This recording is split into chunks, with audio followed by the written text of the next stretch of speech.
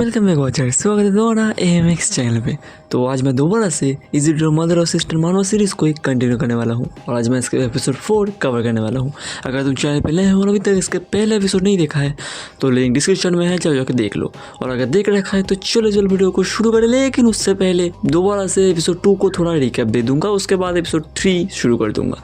तो चलो एपिसोड 2 का रिकैप से शुरू करते हैं। तो हमने देखा था पिछले एपिसोड में कि जांगो की वजह से लौंडे का दिमाग हिल गया था और उसने मीना के साथ भी जबरदस्ती करने की कोशिश की थी। हालांकि वो ज़्यादा आगे नहीं बढ़ पाया था, लेकिन ये सारी बात मतलब लौंडे ने मीना के साथ जबरदस्ती की थी, ये बात जीऊंग को पता चल गया था। असल में मीना ने जीऊंग को बताया था और मीना ने जीऊंग को क्यों बताई थी ये तुम्हें स्टोरी में आगे भी पता चल जाएगा। तो जीऊंग को जब पता चला कि मीना मतलब उसके दोस्त के साथ लौंडे ने जबरदस्ती किया है तो जीऊंग को तो गुस्सा आ गई। तो उसने लौंडे को अपने रूम में बुलाया और गुस्से में उससे पूछा कि आखिर लौंडे ने उसके दोस्त मीना के साथ क्या किया है। अब ऐसा सुनकर लौंडा कहता है, जब तुम्हें सब कुछ पता ही है तो तुम मुझसे क्यों पूछ रहे हो, वैसे भी मैं बड़ा हो चुका हूँ तो वो सब तो मैं कर ही सकता हूँ। और अगर तुम्हें लगता है कि मैंने मीना के साथ जबरदस्ती किया है तो तुम जाकर पुलिस में रिपोर्ट कर दो ना, मुझे क्यों कह रहे हो। अब लौंडे की इस बात को सुनकर जीऊंग को हो जाता है बहुत ज्यादा गुस्सा और वो सीधा लौंडे के गल पे एक चमाट लगा देती है। लेकिन चाटा खा के भी लौंडा कहता है, तो मीना तुम्हारे लिए मुझसे भी ज्यादा इंपॉर्टेंट है।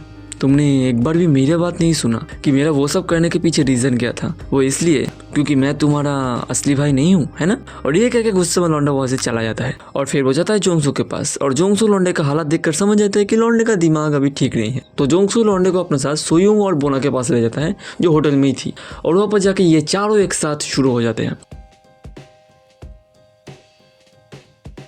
इसके बाद हम लौंडे का एक मेमोरी देखते हैं जहाँ पता चलता है कि लौंडे का जो ग्रैंडपा है वो आयरन को बिल्कुल भी पसंद नहीं करते, क्योंकि उनके हिसाब से आयरन बस उनके फैमिली में इसलिए आई है ताकि वो उनका पैसा हड़प सके। और हाँ, वो दादाजी थे जिसके वजह से लौंडा 3 साल तक अपने घर नहीं आ पा रहा था, क्योंकि दादाजी लौंडे को घर आने ही नहीं दे रहे थे। अब बात करें प्रेजेंट की तो लौंडा अपने मन में सोच रहा था कि घर आके भी उसका कोई फायदा नहीं हुआ, क्योंकि आप कहीं ना कहीं लौंडे को भी लगने लगा है कि आयरन और जीऊंग लौंडे को अपना फैमिली मेंबर्स नहीं मानता। और लौंडा जब ये सब सोच रहा था तब बोना लौंडे के कटाना को अपने मुंह में लेती है और कहती है, तुम्हारा ध्यान किधर है, तुम्हारा हीरोइन इधर है तो घुसा ना।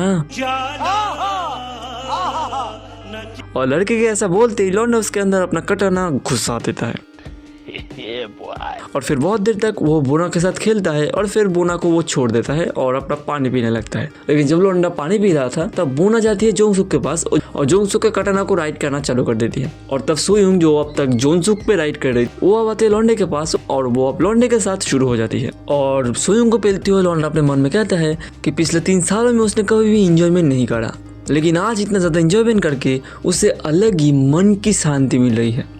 और ज़रा लौंडे की हंसी देखो, बोलो तो एकदम मज़ा आ गया देखकर यार। और फिर जब लौंडा सोयूंग के साथ खेल रहा था तब बोना आके लौंडे को कुछ नशीला पिला देती है, जिससे लौंडा एकदम नशे में टल्ले हो जाता है। लेकिन ना उनका ये खेल जारी रहता है जो करीब आधी रात तक चलता है। और आधी रात को आर्यन लौंडे को फ़ोन करके पूछती है कि लौंडा भी है कहाँ पे और वो कब घर आ रहा है। लौंडा तब बताता है कि वो भी जल्दी आने वाला है।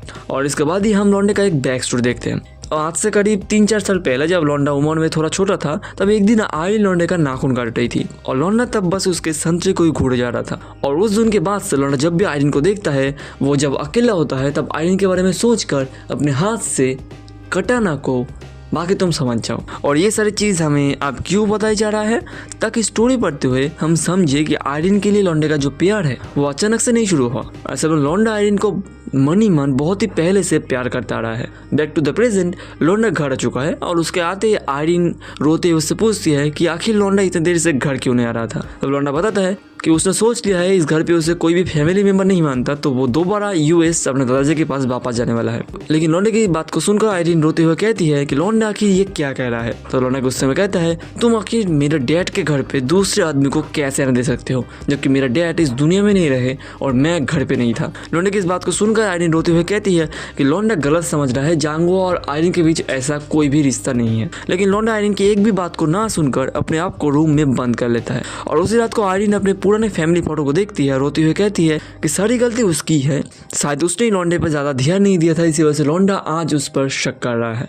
और ये सब बात वो रोते हुए कह रही थी, वो भी पीते हुए। और वो जब ये सब बात कह रही थी तब वो लौंडे के डैड का नाम ले रही थी और पास खड़ा लौंडा ये सारी बात सुन लेता है। फिर आयरीन ज़्यादा पीने की वजह से बेहोश हो जाती है और लौंडा आके उसे जगाता है। लेकिन अभी आयरीन नशे में थी तो उसे लगता है कि लौंडा नहीं, लौंडे के डैड आया है।